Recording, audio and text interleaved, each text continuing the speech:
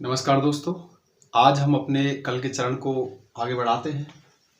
कल हमने पढ़ा था कि किस प्रकार से विज्ञान की उत्पत्ति होती है। अब हम पढ़ेंगे सजीव और निर्जीव के बारे में। सजीव व निर्जीव, इनमें हम पढ़ेंगे और सबसे मोस्ट जो चीज पढ़ेंगे वो पढ़ेंगे हम कि सजीव और निर्जीव के जो लक्षण होते हैं, सजीव और निर्जीव के जो लक्षण होते हैं वो क्या होते हैं। ठीक है, तो अब हम बात करेंगे सबसे पहले सजीव के लक्षणों के बारे में। किसके बारे में? सजीव के लक्षणों के बारे में। और इसमें सबसे पहले हम पढ़ेंगे जीवन चक्र।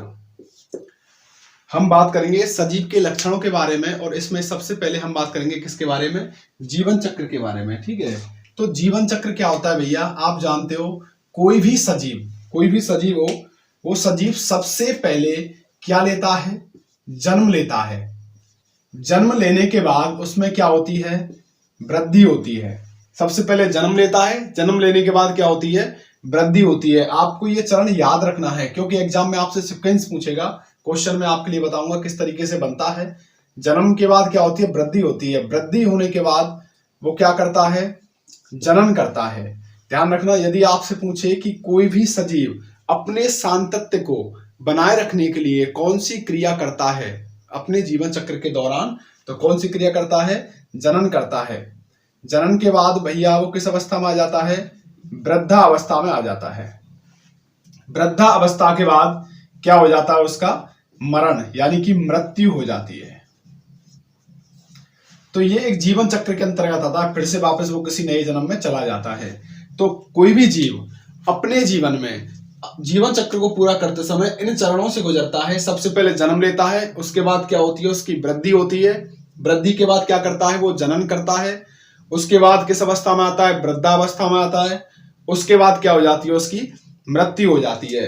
तो सबसे पहला और मोस्ट जो क्वेश्चन बनता है वो आपका यही बनता है कि अपने सांतत्य को बनाए रखने के लिए, यानी कि अपनी संतति को बनाए रखने के लिए उसने क्या किया। ठीक है, अपने सांतत्य या संतति को बनाए रखने के लिए क्या करता है। अब आपको ऑप्शन दे दिया, जन्म लेना, वृद्धि करना, जनन करना, वृद्धावस्था से गुजरना या फिर मृत्यु को प्राप्त हो जाना।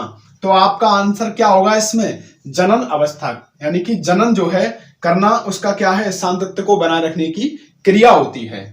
दूसरा जो क्वेश्चन है दोस्तों, वो सबसे मोस्ट और इंपॉर्टेंट क्वेश्चन जो बनता है ये बनता है कि किसी भी सजीव का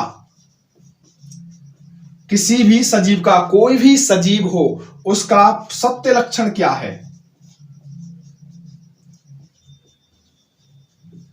किसी भी सजीव का सत्य लक्षण क्या है? ये क्वेश्चन आ चुके हैं सी टेट में, एच टेट में, कई प्रकार के टेट में क्वेश्चन पूछे गए हैं कि सजीव का सत्य लक्षण क्या है, सबसे प्रमुख सत्य लक्षण। तो आप जानते हो कि कोई भी सजीव हो वो जन्म निश्चित लेगा। आप जानते हो कोई भी सजीव है भैया वो जन्म निश्चित लेगा। ठीक है, कोई भी सजीव है क्या लेगा? जन्म जरूर लेगा। अब चाहे वो बड़ा हो या ना हो, चाहे वो जनन करे या ना करे, चाहे वो वृद्धावस्था को प्राप्त हो या ना हो, लेकिन उसकी मृत्यु जरूर होगी। तो इसका मतलब सजीव का सत्य लक्षण क्या हो गया? जन्म मरण।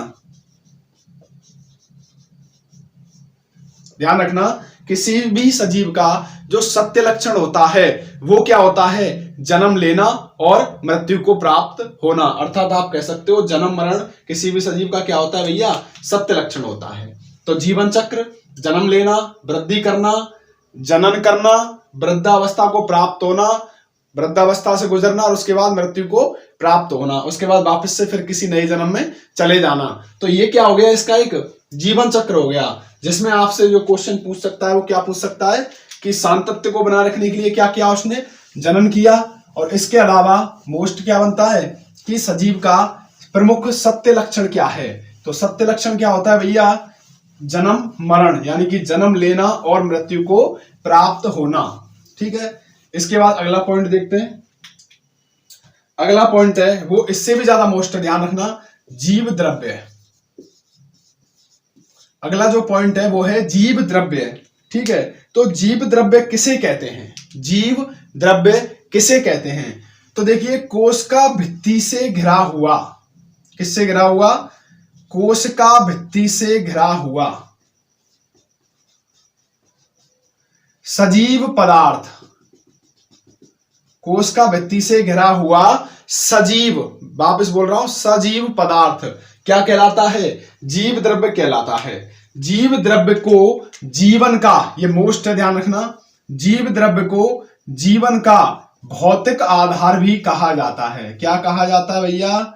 जीव द्रव्य को जीवन का भौतिक आधार भी कहा जाता है। और ये आप जानते हो किसने कहा था? हक्सले ने कहा था। किसने कहा था? हक्सले ने। जीव द्रव्य को जीवन का भौतिक आधार किसने कहा? हक्सले ने कहा था। ये मोस्ट क्वेश्चन बनता है, आपसे क्वेश्चन यही पूछ सकता है कि जीवन का भौतिक आधार क्या है? कोश का भित्ति, जीव द्रव्य, केंद्रक। तो आपका जो आंसर होगा वो क्या होगा? जीव द्रव्य होगा। ठीक है। इसके बाद जीव द्रव्य किससे मिलकर के बना होता है? तो आप जानते हो कार्बन, हाइड्रोजन, ऑक्सीजन, नाइट्रोजन। ये क्वेश्चन कई एग्जाम में पूछा गया है। जीव द्रव्य का जो प्रमुख संगठन पदार्थ है वो क्या है? कार्बन, हाइड्रोजन, ऑक्सीजन और नाइट्रोजन। यानी कि जीव द्रव्य इन पदार्थों से मिलकर के बना होता है। ठीक है। इसके अलावा जो मोस्ट है वो ये है कि समस्त जैविक क्रियाएं जो होती हैं, समस्त जैविक क्रियाएं, समस्त जैविक क्रियाएं जो होती हैं वो किसके अंतर्गत होती हैं भैया? जीव द्रव्य के अंतर्गत होती हैं। समस्त जैविक क्रियाएं किसके अंतर्गत होती हैं? जीव द्रव्य के अंतर्गत होती हैं। तो आपके इसमें से 3-4 क्वेश्चन बनते हैं। कोश का भित्ति से घिरा हुआ सजीव पदार्थ क्या कहलाता है? जीव द्रव्य, कोश का द्रव्य, केंद्रक द्रव्य या अदर कुछ? तो आप क्या लिखोगे इसमें आंसर? जीव द्रव्य। इसके अलावा जीवन का भौतिक आधार क्या होता है? तो जीवन का भौतिक आधार क्या होता है? जीव द्रव्य होता है। यह किसने कहा? आपसे पूछ ले। रॉबर्ट हुक ने कहा है, रॉबर्ट ब्राउन ने कहा है, मेलपीगी ने कहा है या हक्सले ने कहा है? तो किसने कहा है? हक्सले ने कहा है कि जीव द्रव्य जीवन का भौतिक आधार होता है। इसके बाद जीव द्रव्य जो है यह किससे मिलकर के बना होता है? तो जीव द्रव्य कार्बन, हाइड्रोजन, ऑक्सीजन और नाइट्रोजन से मिलकर के बना हुआ होता है। और समस्त जैविक क्रियाएं जो होती हैं, समस्त जैविक क्रियाएं जो होती हैं, समस्त जैविक क्रियाएं किसमें संपन्न होती हैं भैया? जीव द्रव्य में संपन्न होती हैं। ठीक है। तो आपके ये जीव द्रव्य हो गया। आगे बात करते हैं। देखिए मैं इसमें केवल वही बात कर रहा हूं जो आपकी 6 से लेकर के 10th तक की बुक्स में दिया हुआ है। अब यदि आप कहो कि साहब जीव द्रव्य के बारे में तो बहुत कुछ मैटर हम जानते हैं, तो बिल्कुल जानते हो क्योंकि आप ग्रेजुएट हो। ठीक है।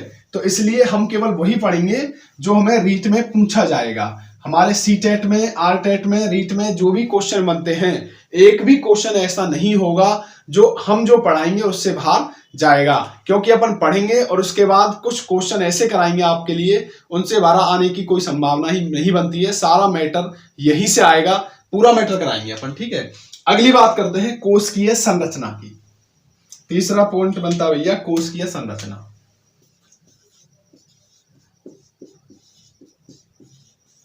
आप जानते हो कि कोश का शरीर की संरचनात्मक और क्रियात्मक इकाई होती है। किसी भी सजीव हो, कोई भी हो, उसका जो शरीर है उसकी संरचनात्मक और क्रियात्मक इकाई क्या होती है? कोशिका होती है। वैसे कोशिका आनुवांशिकी की भी इकाई है एक तरीके से, आप यदि जानते हो तो। लेकिन फिलहाल हम कोशिका जब पढ़ेंगे उसके बारे में, तब डिटेल से कोशिका के बारे में और भी ज्यादा पढ़ेंगे। लेकिन फिलहाल यह समझने के लिए केवल इतना है कि संरचनात्मक का मतलब क्या है कि मेरी ये जो उंगली है ये जिससे भी मिलकर बनी हुई है उसकी जो सबसे सूक्ष्मतम इकाई है वो क्या है? कोशिका है। सेम ऐसे ही आप ये कार्य कर रहे हो, उंगली को हिला रहे हो, लिख रहे हैं, कुछ भी काम कर रहे हैं, तो वो क्रियात्मक हो गया। और उसकी भी सूक्ष्मतम जो इकाई है वो क्या है? कोशिका है। तो कोशिका किसी भी सजीव के शरीर की संरचनात्मक और क्रियात्मक इकाई होती है। ठीक है। इसके अलावा कोई भी सजीव हो, निर्जीव की बात नहीं कर रहा हूं मैं, कोई भी सजीव हो वो या तो एक कोशिका से मिलकर बना होगा या एक से अधिक कोशिका से मिलकर के बना होता है। कोई भी सजीव हो वो या तो एक कोशिका या एक से अधिक कोशिका से मिलकर के बना हुआ होता है। तो कोशिका किसी भी शरीर के संरचनात्मक एवं क्रियात्मक इकाई होती है। इसके अलावा कोशिका जो सजीव होता है वो एक कोशिकीय होता है, अर्थात एक कोशिका से मिलकर के बना हो सकता है, और बहुकोशिकीय अर्थात एक से अधिक कोशिकाओं से मिलकर भी बना होता है। ठीक है, अब हम बात करते हैं श्वसन। ये सभी सजीवों के लक्षण हैं जिनके बारे में आप पढ़ रहे हो। क्या क्या क्वेश्चन बन सकते हैं वो भी हम बीच में करते हुए चल रहे हैं। श्वसन देखिए, श्वसन जब हम पढ़ेंगे तो श्वसन के बारे में डिटेल से पढ़ेंगे, रिएक्शन भी पढ़ेंगे, क्या क्या प्रोडक्ट बनते हैं, कैसे कैसे श्वसन होता है। लेकिन फिलहाल जो मोस्ट और इंपॉर्टेंट बात है वो ये है कि आपने कुछ भी खाना खाया, कुछ भी आपने खाना खाया, ठीक है, आपकी जिम्मेदारी बनती है या आप चाहते हो कि खाना खाने के बाद पचाया जाए। तो खाना, उसके बाद पचाना। तो खाने से लेकर के पचाने के बीच में जो क्रिया हुई है उसको हम क्या कह देते हैं? श्वसन कह देते हैं। खाना और पचाना, इनके बीच में क्या हुआ? ऑक्सीकरण हुआ। आपने कुछ भी खाया, कुछ भी से मतलब प्रोटीन, कार्बोहाइड्रेट, वसा, आपने कुछ भी ग्रहण किया, कुछ भी खाया, ठीक है। तो खाने से लेकर के फिर उसको आपने पचाया। तो जब आपने ये कुछ खाया तो पचाने के लिए आप क्या करते हो कि श्वसन करते हैं, सांस लेते हैं। आपने देखा होगा डॉक्टर्स कहते हैं खाना खाने के बाद टहलना चाहिए। इससे उनका मतलब क्या है कि जब हम कुछ खाते हैं तो हमें अधिक से अधिक ऑक्सीजन की आवश्यकता होती है। तो जब हम 10-20 कदम, 50 कदम, 100 कदम घूमने निकलते हैं तो हमें क्या है कि उस ऑक्सीजन की सप्लाई हो जाती है, पूर्ति हो जाती है, जिससे खाना आसानी से क्या हो जाता है? पच जाता है। ठीक है, अब जब खाना पच जाएगा तो पचने के बाद क्या प्राप्त होगी भैया? ऊर्जा प्राप्त होगी, क्योंकि जब हमने खाना पचाया है तो उससे क्या प्राप्त होती है? ऊर्जा प्राप्त होती है। और इस ऊर्जा को हम अपनी जैविक क्रियाओं में काम में लेते हैं। जैविक क्रिया से मतलब आप समझते हैं जीव द्वारा की जाने वाली क्रियाएं, उसमें हम इनको क्या करते हैं?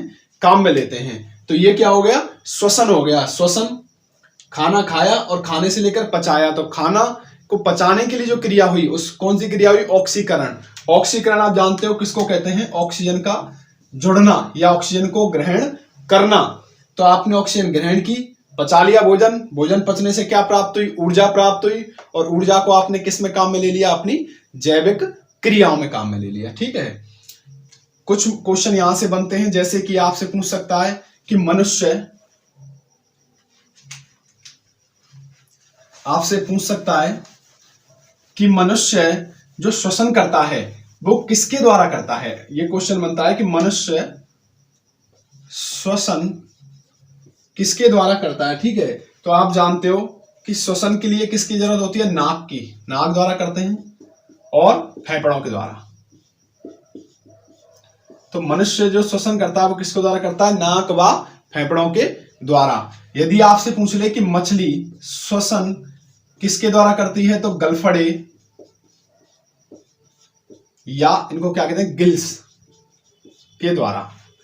गलफड़े या गिल्स के द्वारा। यदि आपसे पूछ ले कि मेंढक श्वसन किसके द्वारा करता है, यदि आपसे पूछ लेता है कि मेंढक श्वसन किसके द्वारा करता है, तो देखिए आप जानते हो मेंढक जो होता है जमीन पर भी रहता है और पानी में भी चलता है।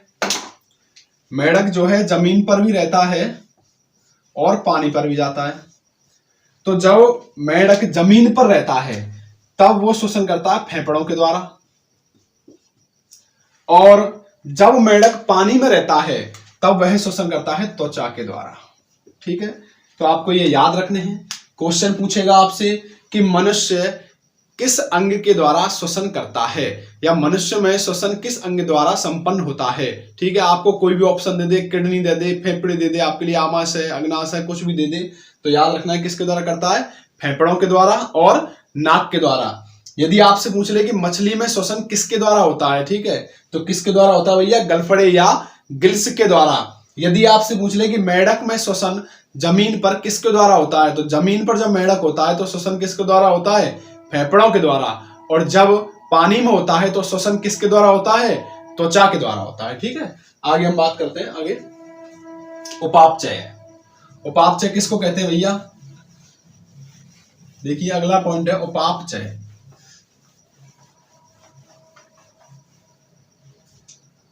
देखिए उपापचय, उपापचय कहते हैं कि देखिए एक तो होती है यदि हम कोई भी रिएक्शन कराएं, जैसे कि कोई गिलास लें, ठीक है, और इस गिलास में हम नमक डाल देते हैं, ठीक है, और इसको घोल देते हैं, या फिर हम कोई माचिस तीली लेकर के और कोई बत्ती में, कपूर में, किसी में आग लगा देते हैं, ठीक है। तो ये सब कौन सी क्रिया है? भौतिक क्रियाएं, रासायनिक क्रियाएं। कौन सी क्रिया है? भौतिक क्रिया या रासायनिक क्रिया, क्योंकि इनमें किसी जीव ने भाग नहीं लिया।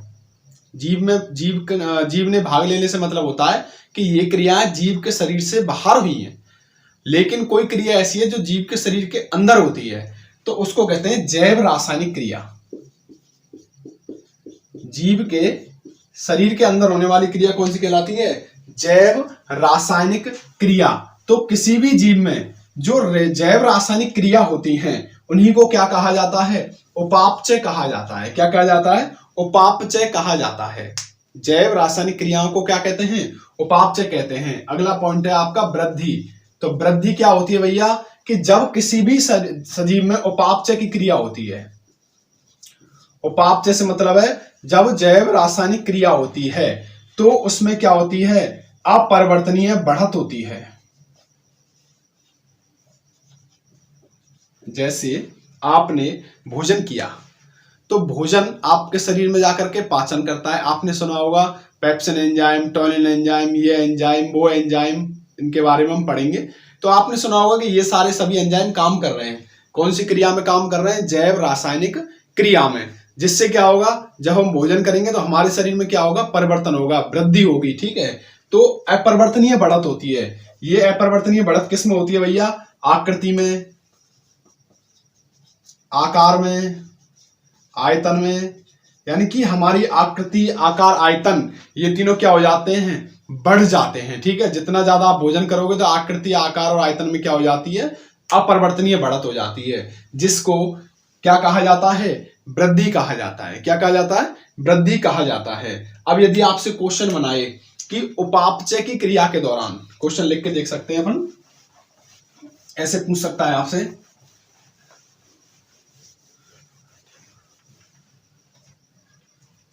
उपापचय की क्रिया के दौरान या उपापचय के दौरान कौन सी क्रिया संपन्न होती है? कौन सी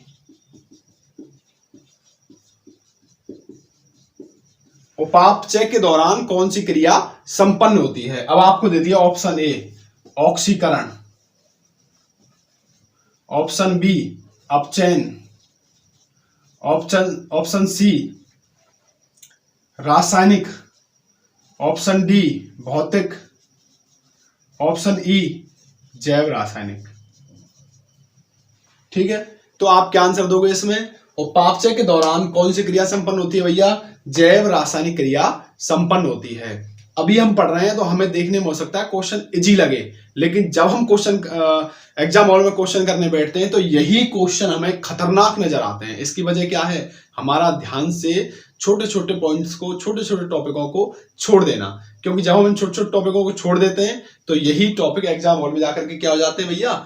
बड़े हो जाते हैं। ठीक है, तो इसलिए निवेदन ये है कि क्वेश्चंस को पढ़ते चलें, टॉपिक को पढ़ें। मैं आपको बताता चलूंगा कि क्वेश्चन कहां से उठता है या कहां से बनता है। ठीक है, तो उपापचय की क्रिया के दौरान, उपापचय के दौरान कौन सी क्रिया संपन्न होती है? ऑक्सीकरण, अपचयन, रासायनिक, भौतिक या जैव रासायनिक। तो कौन सी होती है? जैव रासायनिक क्रिया होती है। ठीक है, आपसे पूछ ले कि उपापचय की क्रिया से, उपापचय की क्रिया से सजीव के शरीर में क्या होता है? ठीक है, श्वसन होता है, जनन होता है, वृद्धि होती है या कुछ नहीं होता है? तो आंसर क्या होगा? वृद्धि हो जाती है। जितना ज्यादा उपापचय होगा तो शरीर में क्या होती है भैया? उतनी ज्यादा वृद्धि होती चली जाती है। ठीक है, अगली हम बात करें गति। तो गति क्या होता है भैया?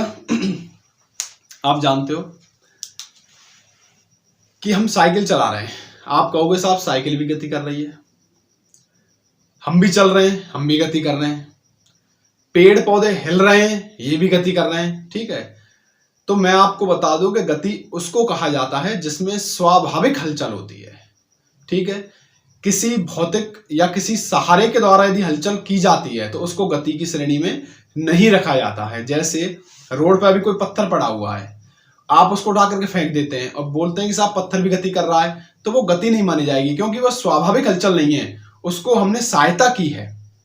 ठीक है, लेकिन जो स्वाभाविक रूप से किया जाता है वो क्या कहलाती है? गति कहलाती है। ठीक है, जैसे हम चल रहे हैं तो वो किसकी श्रेणी में आता है? गति की श्रेणी में आता है। ठीक है, पेड़ पौधे हिल रहे हैं, ये भी किस हवा के द्वारा या स्वतः हिल रहे हैं, ये भी किसकी श्रेणी में आ रहा है? गति की श्रेणी में आ रहा है। लेकिन जैसे आपसे क्वेश्चन पूछता है कि छुई का जो पौधा होता है, सूरजमुखी का जो पौधा होता है, किसका पौधा होता है भैया? सूरजमुखी का पौधा। ठीक है, ये किसकी ओर गति करता है? प्रकाश की ओर गति करता है। जिधर प्रकाश होता है उधर ही क्या होता है? पौधा मुड़ जाता है। जैसे सपोज कीजिए ये कोई पौधा है, ठीक है, इधर सूर्य भगवान उग रहे हैं आपके। ठीक है, अब ये पौधा है, यदि ये पौधा इधर मुड़ गया, ठीक है, शाम के वक्त क्या हुआ? सूर्य इधर आ गया, अब ये पौधा किधर मुड़ गया? इधर मुड़ गया। तो यानी कि सूर्य की तरफ गति हो रही है इसकी, जिधर सूर्य उधर ही गति हो रही है। ठीक है, तो इस गति को क्या कहते हैं? प्रकाशानुवर्तन गति कहते हैं।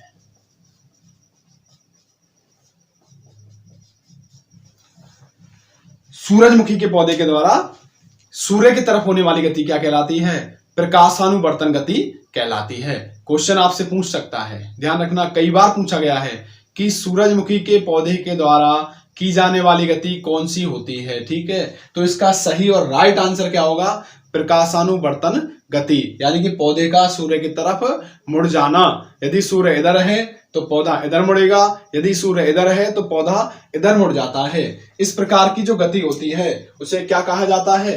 प्रकाशानुवर्तन गति कहा जाता है। क्या कहा जाता है? प्रकाशानुवर्तन गति कहा जाता है। मैं आपको दिख रहा होगा कि ज्यादा अंदर डिटेल में नहीं जा रहा हूं, मैं उसी की बात कर रहा हूं जहां से अपने क्वेश्चन बनते हैं। यदि हम विस्तार से पढ़ने लगेंगे तो अपनी ऑनलाइन रूप से क्लास कभी भी समाप्त नहीं होगी, एक ही टॉपिक हमारा बहुत लंबा चला जाएगा। ठीक है, इसलिए हम पॉइंट टू पॉइंट बात कर रहे हैं जहां से हमारे क्वेश्चन बनते हैं। फिर भी यदि आपको ऐसा लगता है कि हमें और डिटेल में जाना चाहिए या विस्तार में जाना चाहिए, आप कमेंट करके बताइए कि हमें वीडियो कितनी लंबी होनी चाहिए। ठीक है, अगली हम बात करते हैं भैया उत्सर्जन के बारे में। तो आप बेहतर तरीके से जानते हैं कि अपशिष्ट पदार्थों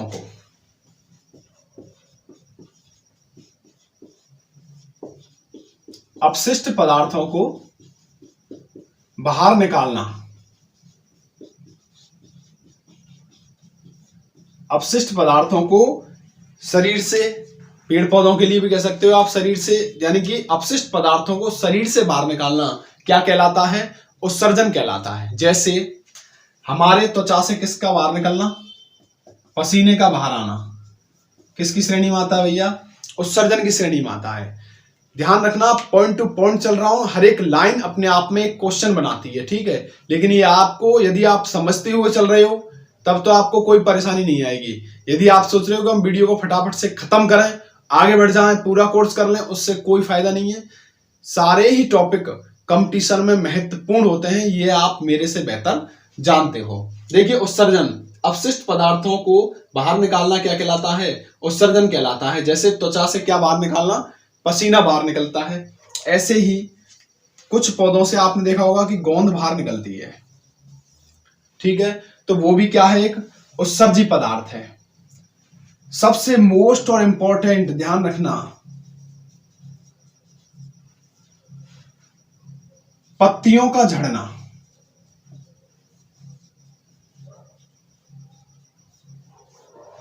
सबसे मोस्ट और इंपॉर्टेंट ध्यान रखना, पत्तियों का झड़ना भी क्या कहलाता है? उत्सर्जन कहलाता है। ठीक है। तो आपके मोस्ट है कि अपशिष्ट पदार्थों का शरीर से बाहर निकलना क्या कहलाता है भैया, उत्सर्जन कहलाता है। जैसे त्वचा से पसीने का बाहर आना, पेड़ पौधों के द्वारा गोंद का उत्सर्जन करना, कई पौधे गोंद को एकत्रित भी कर लेते हैं। इसके अलावा पत्तियों का झड़ना, ये सब किसकी श्रेणी में आते हैं, उत्सर्जन की श्रेणी में आते हैं। अब आपका क्वेश्चन कैसे बनेगा, आप समझ गए होंगे कि उत्सर्जी पदार्थ कौन कौन से हैं। निम्न में से उत्सर्जी पदार्थ हैं, ठीक है। पहला ऑप्शन हो गया पसीना, बी हो गया गोंद, सी हो गया पत्तियों का झड़ना और डी हो गया ए बी सी। तो सही आंसर क्या होगा इसका भैया, ए बी सी, ठीक है। आगे हम बात करते हैं, आप कह सकते हो इनकी विशेषताओं का अंतिम टॉपिक लेकर के चल रहा हूं मैं, निश्चित जीवन काल।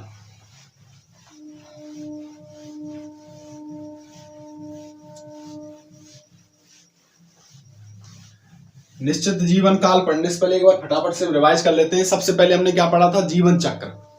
जीवन चक्र क्या होता है कि विविध जैविक क्रियाएं होती हैं। विविध जैविक क्रियाओं से मतलब क्या होता है, जैसे कि जन्म लेना, जन्म के बाद वृद्धि करना, वृद्धि के बाद जनन करना, जनन के बाद वृद्धावस्था को प्राप्त करना और वृद्धावस्था के बाद भैया क्या हो जाता है, मरण हो जाता है, ठीक है। तो मैंने आपको क्वेश्चन बताया था कि सातत्य को बनाए रखने के लिए क्या करता है, जनन करता है। मैंने आपको बताया था कि प्रमुख सत्य लक्षण क्या होता है, तो प्रमुख सत्य लक्षण क्या होता है, जीवन और मरण होता है, ठीक है। इसके बाद जीव द्रव्य, जीव द्रव्य के बारे में हमने पढ़ा। जीव द्रव्य कोश का भित्ति से घिरा हुआ सजीव पदार्थ क्या कहलाता है, जीव द्रव्य कहलाता है। जीव द्रव्य को जीवन का भौतिक आधार भी कहा जाता है। जीव द्रव्य आपको बताया था किससे मिलकर के बना हुआ होता है भैया, कार्बन, हाइड्रोजन, ऑक्सीजन और नाइट्रोजन से मिलकर के बना हुआ होता है। इसके अलावा जीव द्रव्य में हमने क्या पढ़ा कि जीव द्रव्य के अंदर समस्त जैविक क्रियाएं संपन्न होती हैं, ठीक है। इसके बाद हमने पढ़ा कोशिकीय संरचना। कोशिकीय संरचना की प्रत्येक जो सजीव होता है वो एक या एक से अधिक कोशिकाओं से मिलकर बना होता है, ठीक है। कोशिका को सजीव की संरचनात्मक, ध्यान रखना, कोशिका को सजीव की संरचनात्मक व क्रियात्मक इकाई कहा जाता है। कौन सी, संरचनात्मक व क्रियात्मक इकाई कहा जाता है, ठीक है। इसके बाद हमने पढ़ा श्वसन। श्वसन में आपने पढ़ा कि खाना खाया और खा करके उसको पचाया, तो खाने और पचाने के बीच की जो क्रिया है वो क्या कहलाती है, श्वसन कहलाती है। श्वसन कहलाती है, ठीक है, या फिर ऑक्सीकरण, ठीक है। पचाने से हमें क्या प्राप्त होती है, ऊर्जा प्राप्त होती है। उस ऊर्जा को हम विभिन्न जैविक क्रियाओं में काम में लेते हैं, ठीक है। इसके अलावा जो मोस्ट बनता है वो क्या बनता है कि जो मनुष्य श्वसन करता है, मनुष्य जो श्वसन करता है वो किसके द्वारा करता है, फेफड़ों के द्वारा, नाक के द्वारा। मछली जो श्वसन करती है वो किसके द्वारा करती है, गलफड़े के द्वारा या गिल्स के द्वारा। और मेंढक जो श्वसन करता है, तो मेंढक जमीन पर श्वसन किसके द्वारा करता है, फेफड़ों के द्वारा। और जल में श्वसन किसके द्वारा करता है भैया, त्वचा के द्वारा श्वसन करता है। किसके द्वारा करता है, त्वचा के द्वारा। अब हम बात करें अगली, उपापचय। उपापचय किसको कहते हैं, किसी सजीव के शरीर में होने वाली जैव रासायनिक क्रियाएं। जैव रासायनिक क्रियाएं किसकी श्रेणी में आती हैं, उपापचय की श्रेणी में आती हैं। ध्यान रखना, जैव रासायनिक क्रियाएं, ये अपने आप में सभी क्वेश्चन बनते हैं, ध्यान रखना ये सभी क्वेश्चन है, ठीक है। जैव रासायनिक क्रियाएं, जैव रासायनिक क्रिया होगी तो उससे क्या होगा, शरीर में वृद्धि होती है, ठीक है। तो अपरिवर्तनीय बढ़त होती है। कैसी बढ़त होती है भैया, अपरिवर्तनीय बढ़त होती है, ठीक है। इसके बाद गति। गति क्या होता है कि जो स्वाभाविक हलचल है उसको क्या कहते हैं, गति कहते हैं। सूरजमुखी के पौधे का प्रकाश की ओर मुड़ना या सूरज की ओर मुड़ना क्या कहलाता है, प्रकाशानुवर्तन गति कहलाता है। कौन सी गति कहलाता है भैया, प्रकाशानुवर्तन गति कहलाता है। उत्सर्जन, उत्सर्जन आपको बताया था शरीर से पसीने का बाहर निकलना, ठीक है, गोंद का बाहर आना। इसके अलावा पत्तियों का झड़ना, ये सभी किसकी श्रेणी में आते हैं, उत्सर्जन की श्रेणी में आते हैं, ठीक है। इसके बाद हम बात करते हैं निश्चित जीवन काल। देखिए क्या होता है निश्चित जीवन काल।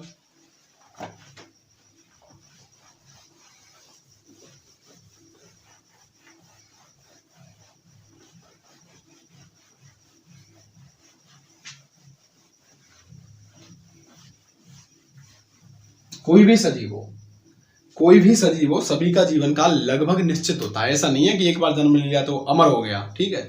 तो जीवन काल क्या है, निश्चित होता है। तो हमें कुछ याद रखने हैं इनके नाम, और क्वेश्चन आपसे एग्जाम में सीधा ही पूछेगा कि इसका जीवन काल कितना है, इसका जीवन काल कितना है, ठीक है। तो सबसे पहले हम बात करें बैक्टीरिया की। किसकी बात करें भैया? बैक्टीरिया।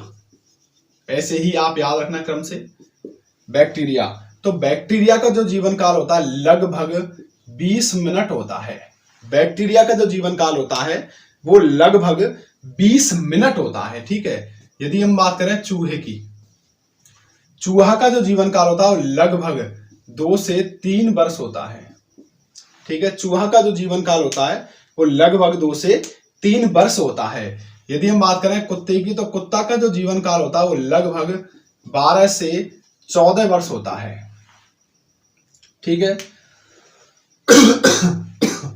मनुष्य की यदि बात करें हम, तो मनुष्य का जो जीवन काल लगभग 70 से 80 वर्ष होता है। अब लगभग का मतलब है कि 60 भी हो सकता है, 90 भी हो सकता है, ठीक है। यदि हम बात करें कछुए के जीवन काल की, एक होता है बरगद का वृक्ष, ठीक है, फिर होता है कछुए के जीवन काल की, और एक होता है सिकोया वृक्ष, ठीक है। तो बरगद का जो जीवन काल होता है वो लगभग 200 वर्ष होता है। कितना होता है भैया? 200 वर्ष। कछुआ का जो जीवन काल होता है वो लगभग कितना होता है? 400 वर्ष होता है। और सिकोया जो वृक्ष है इसका जो जीवन काल होता है अधिकतम लगभग 2000 से 3000 वर्ष होता है, ठीक है। तो ये सभी अपने आप में क्वेश्चन है, प्रत्येक क्वेश्चन है ये आपको याद रखने हैं। बैक्टीरिया का जो जीवन काल होता है वो लगभग 20 मिनट होता है। चूहा का जो जीवन काल होता है वो लगभग 2 से 3 वर्ष होता है। कुत्ते का जो जीवन काल होता है वो लगभग 12 से 14 वर्ष होता है। मनुष्य का जो जीवन काल होता है वो लगभग 70 से 80 वर्ष होता है। बरगद वृक्ष जो होता है उसका जीवन काल लगभग 200 वर्ष होता है। कछुए का जो जीवन काल होता है वो लगभग 400 वर्ष होता है। और सिकोया वृक्ष का जो जीवन काल होता है वो लगभग 2000 से 3000 वर्ष होता है, ठीक है। और आपको पता होगा कि वृक्षों में भी जीवन होता है, ये जो वृक्ष हैं इनमें भी जीवन होता है। इसके बारे में किसने बताया था? तो इसके बारे में बताया था जगदीश चंद्र बोस। मोस्ट क्वेश्चन बनता है अपने आप में। इनके बारे में किसने बताया था? जगदीश चंद्र बोस ने बताया था, ठीक है। और इन्होंने एक यंत्र की खोज की थी, उस यंत्र को क्या कहते हैं? कैस्कोग्राफ।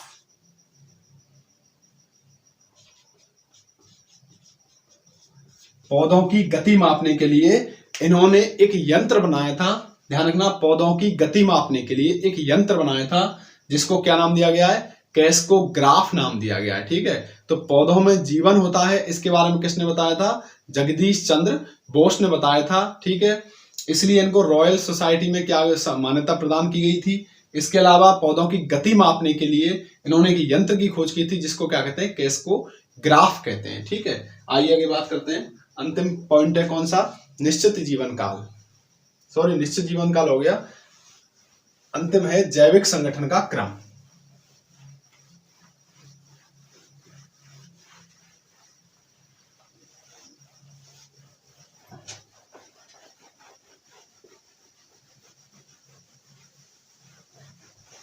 देखिए जैविक संगठन के क्रम को देखते हैं अभी तुरंत, और मोस्ट है, ध्यान रखना। इससे कई बार क्वेश्चन भी आपके लिए पूछा जा सकता है, कई बार पूछे गए हैं। देखिए क्या होता है, यहां तक आप समझ गए। इसके बाद अंतिम और लास्ट आज का टॉपिक, जैविक संगठन का क्रम।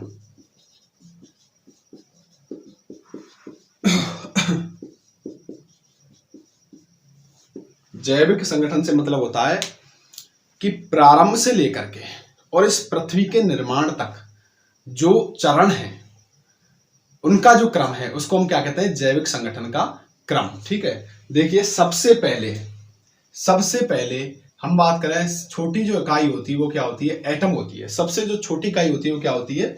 एटम। एटम से क्या बनता है भैया? मॉलिक्यूल बनता है। क्या बनता है?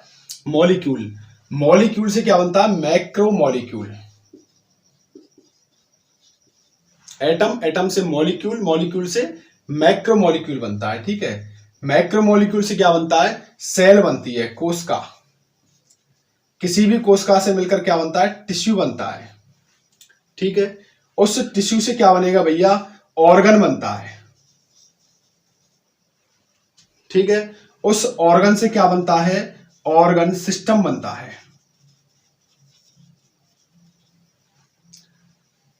कोशिका, कोशिका से क्या बन गया, ऊतक बन गया, ऊतक से क्या बन गया, अंग बन गया, अंग से क्या बन गए, तंत्र बन गए। ठीक है, तंत्र बन गए तो इसका मतलब है पूरे जीव का निर्माण हो गया, तो ऑर्गेनिज्म का निर्माण हो गया। ठीक है, संपूर्ण जीव का निर्माण हो गया। ठीक है, जब जीव बन गया तो वो क्या करेगा, पॉपुलेशन बढ़ाएगा, तो पॉपुलेशन बढ़ेगी तो क्या होगा, कम्युनिटी, समुदाय का निर्माण होगा। ठीक है, कम्युनिटी बढ़ेगी तो इकोसिस्टम बनेगा, और इकोसिस्टम बनेगा तो क्या बनेगा भैया, बायोस्फीयर बनेगा, पूरे जैव मंडल का निर्माण होता है।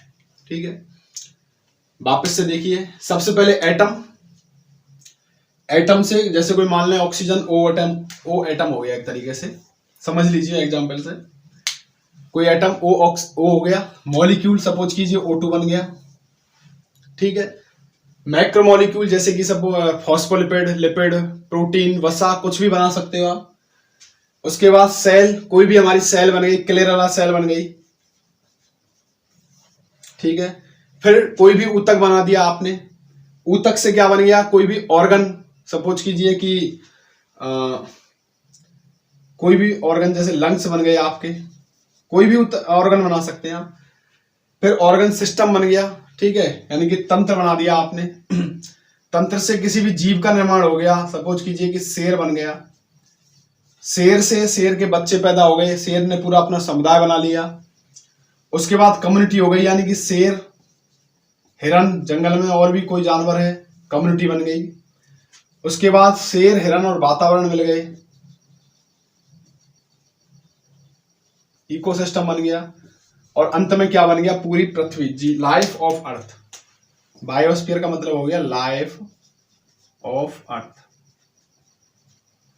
पृथ्वी पर जो भी जीवन है वो सब बायोस्फीयर के अंतर्गत आ जाता है। तो वापस से सुन लीजिए, एटम, एटम से इसका स्क्रीनशॉट ले सकते हैं आप, इसलिए मैं थोड़ा पीछे हट गया हूं। एटम, एटम से आप क्या बना सकते हो, कोई भी मॉलिक्यूल, मॉलिक्यूल से क्या बन जाएगा, ये मैक्रोमॉलिक्यूल बन जाएगा, मैक्रोमॉलिक्यूल से क्या बनेगा, कम्युनिटी बन जाएगी, कम्युनिटी से क्या बनेगा, इकोसिस्टम बन जाएगा।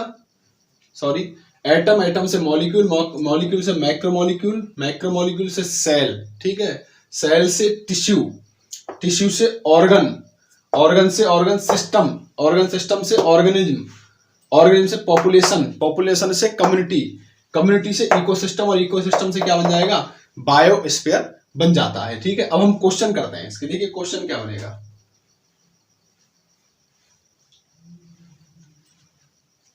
देखिए कुछ क्वेश्चन देख लेते हैं इसमें।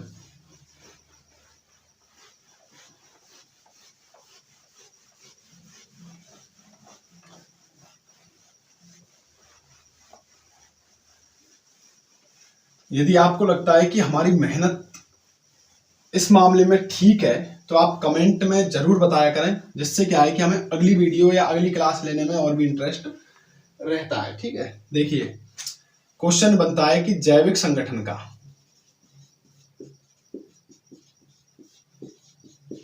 जैविक संगठन का प्रारंभिक चरण क्या है। ठीक है, जैविक संगठन का प्रारंभिक चरण क्या है। ठीक है, तो इसमें ऑप्शन दे दिया आपके लिए, एटम, बी मैक्रोमोलिक्यूल, ठीक है, सी कुछ भी दे दे, इकोसिस्टम, और डी ऑर्गन। ये आपके लिए क्वेश्चन दे दिया। ठीक है, तो जैविक संगठन का जो प्रारंभिक पॉइंट है, प्रारंभिक चरण है, प्रारंभिक बिंदु है, वो क्या है भैया, एटम होता है। ठीक है, इसी क्वेश्चन को वो इस तरीके से दे सकता है कि जैविक संगठन का अंतिम चरण क्या है, अंतिम चरण क्या है। ठीक है, वही ऑप्शन दे दे आपके लिए, लेकिन अंतिम चरण को शामिल कर ले। और अंतिम चरण क्या होता है भैया अपना, बायोस्फीयर, जैव मंडल, लाइफ ऑफ अर्थ। ध्यान रखना, पूछ भी ले यदि आपसे, स्नोमैन सेस का पर्यायवाची है कि लाइफ ऑफ अर्थ, जैविक संगठन के किस घटक को लाइफ ऑफ अर्थ कहा गया है, तो कौन सा भैया, बायोस्फीयर है। ठीक है, ये सब कुछ 6 से लेकर के 10 तक की बुक्स में है, कुछ नया नहीं है। आप पढ़ोगे ध्यान से एनसीईआरटी और राजस्थान बोर्ड की, तो उन्हीं में लिखे हुए हैं। ठीक है, और सीटेट वगैरह में क्वेश्चन पूछे भी गए हैं। तो जब सीटेट में पूछा जा चुका है तो रीट में भी पूछा जा सकता है। तो जैविक संगठन का अंतिम जो चरण है वो क्या है भैया, बायोस्फीयर। बायोस्फीयर को क्या कह सकते हैं अपन, लाइफ ऑफ अर्थ कह सकते हैं, ठीक है। तो इस तरीके से अपने क्वेश्चन बनते हैं। एक इसमें क्वेश्चन एक और बन सकता है कि आपसे क्रम पूछ ले, जैविक संगठन का क्रम है,